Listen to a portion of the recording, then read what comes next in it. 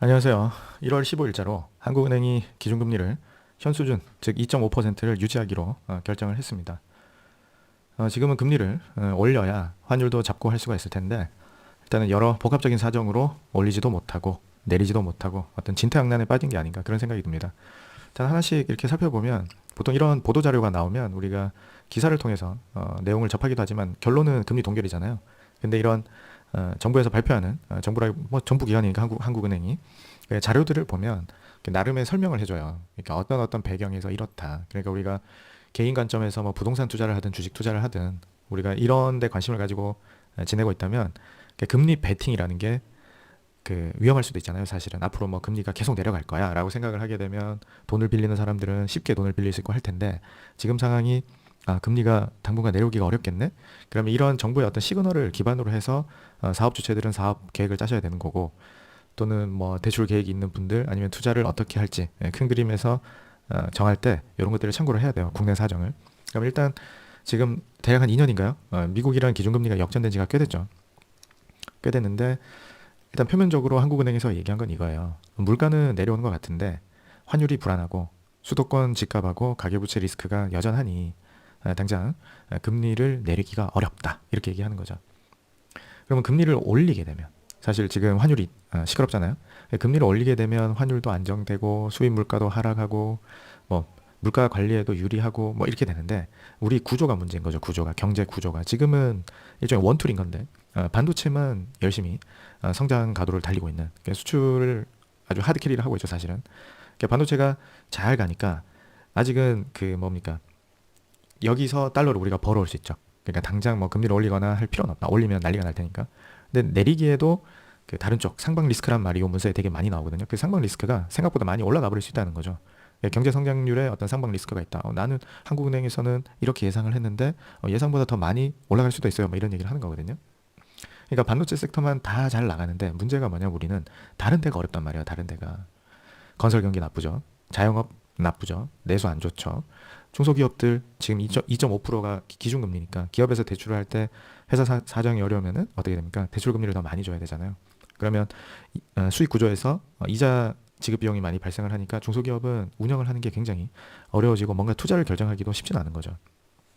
그렇게 되다 보니 한국은행에서 단정적으로 뭔가 야 올라가 이렇게 얘기를 하는 게 아니고 이해되십니까? 야, 지금 이렇거든 이렇게 얘기를 못하니까 뭐 리스크가 있다 이렇게 다 뭔가 빠져나갈 길을 마련하는 이런 어떤 용어들인 거죠. 이런 문서를 보실 때. 그래서 이 초보 시절에는 이런 걸 보는 게 굉장히 불편합니다. 왜냐하면 읽어도 바로바로 머리에 안 들어오니까.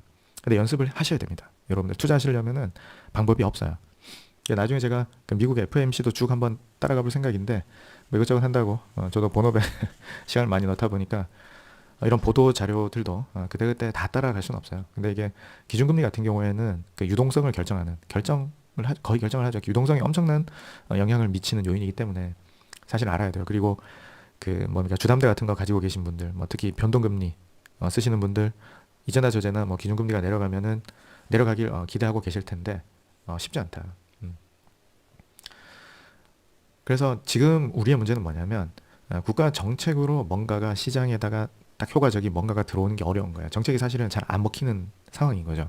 그러니까 내릴 수도 뭐 올릴 수도 없다 이렇게 되는 건데 그러니까 반대로 이제 미국을 생각해 보면 미국은 역동성이 우리보다 훨씬 강하니까 사실 뭘 했을 때 이게 효과를 주기가 좋은데 지금 우리 상황에서는 그런 것 같아요. 반도체 수출이 계속 유지되는 동안 일단 버틴다. 네, 일단 버티고 그럼 나머지가 문제잖아요. 나머지가 금리를 지금 다 내려달라고 요구를 하는데 근데 금리를 내렸다가 앞서서 말씀드린 것처럼 어떻게 돼요?